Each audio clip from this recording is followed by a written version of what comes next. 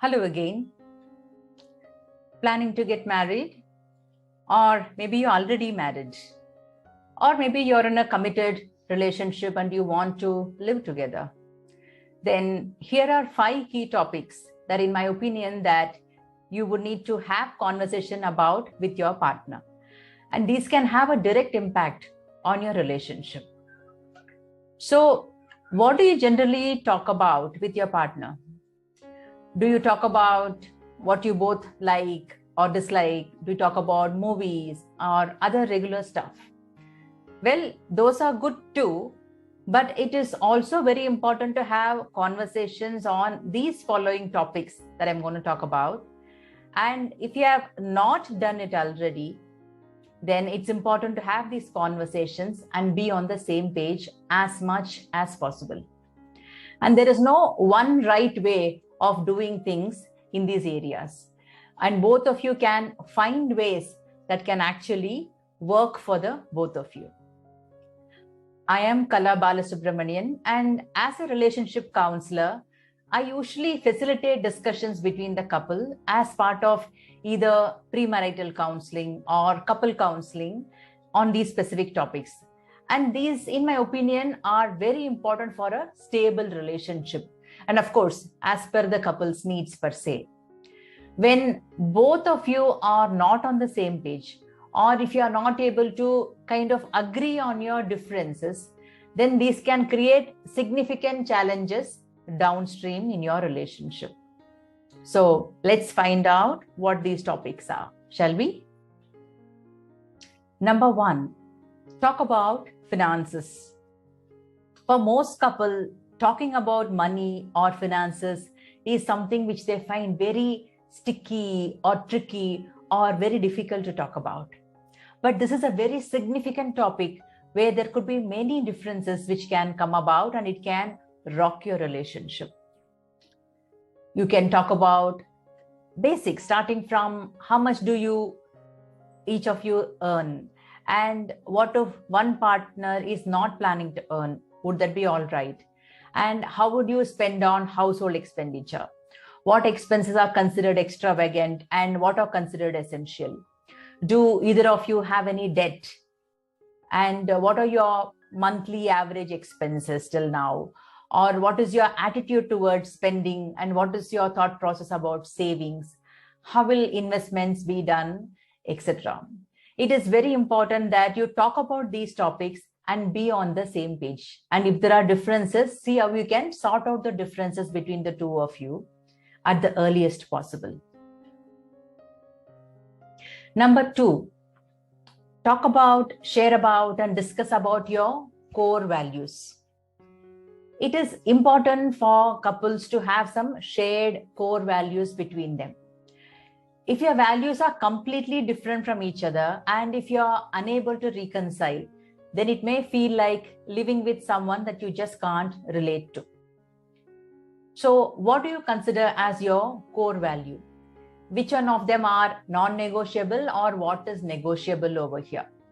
Now, these could be about honesty, transparency, respect, trust, equality, sex, family interactions and responsibilities, parenting, ethics, and so on and so forth. Now, this could also be about religion, religious practices, and other key beliefs regarding, it could be political views, race, discrimination, etc. Strong values that you hold close or hold dear to yourself. It's also important to know how will significant decisions be made between the two of you, and what kind of an agreement that you need that is necessary for these decisions. Who else will be involved in your decisions? And what happens if either of you is going to disagree on any key decision that you're going to make? All these are also a part of your core values, and somewhere it's important for you to find a middle ground or find spaces where you disagree and whether it is palatable for the both of you. Number 3 is about plans for children. Now, do not shy away from talking about children. Typically, this is one of the key non-negotiables between people. And a disagreement on this topic can damage or break your relationship. So talk about your plans regarding children. If you plan to have children, then talk about when and how many. And if you don't plan to have children, then the reasons why you don't. And in most families, you can assume that there will be some kind of a pressure to have children. So in that case, how would you communicate your plans and your decisions to your families if you have a need to? And if you don't plan to have children, maybe for a while, then how would you plan for that? Who would take responsibility, say, for contraception? What kind of parenting approach have you experienced in your own childhood? And what kind of parents would you like to be for your child? And what would be the level of support or influence of your extended family on child rearing? What level of involvement would you want yourself and your partner to have in the parenting process? 4, household responsibilities. The topic of household responsibility becomes a day-to-day issue for many couples once they start living together. Now, I have seen that during this pandemic, when house help was not available, this became such a significant topic of conflict between couples. It is better to have clear communication regarding this upfront rather than being dissatisfied or build resentments over time. Now, how would you share household responsibilities and chores? Are you both looking for an equitable distribution or not?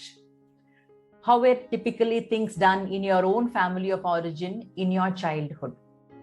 Would sharing of household responsibility change or vary based upon changes in your employment status or child rearing, etc.? Number 5, boundaries and space. What is acceptable and what is not acceptable? It is important to have boundaries for your relationship and to be on the same page regarding that in terms of what is shared with others and what is not. The term boundaries may seem or sound a bit restrictive, but in the true sense, it's a permeable protection for your relationship. Like a house having walls, but it also has built-in doors and windows, but the doors also have locks in it. So you can let people in when you want to and when you prefer to, and not otherwise. So what do you see as private and what do you see is not? And when and where do you need space for yourself as well? What do you see as fidelity? What is considered okay or not okay for the both of you? Can you agree on these terms? So here we are, the top 5 topics for all couples to talk about. So talk about finances, talk about core values, talk about plans for children, talk about household responsibilities and boundaries for your relationship. Of course, these are the top 5 in my opinion. And of course, there could be a lot more. And none of these are written in stone. And there's a possibility that some of these could change over a period of time as you both grow as individuals and as a couple. Then it is important that you need to talk about it again and renegotiate and arrive at a new revised understanding and agreement. Now, if your conversations are going all over the place and it's leading to a lot more conflicts and not really giving you any clarity, and if you're not able to arrive at a middle ground, you can seek professional support and help to have a safe space to express yourself and also to understand your partner. Well, if you have not subscribed to our channel yet, do click that button and subscribe. And I will see you soon with another video which would be of your interest. See you.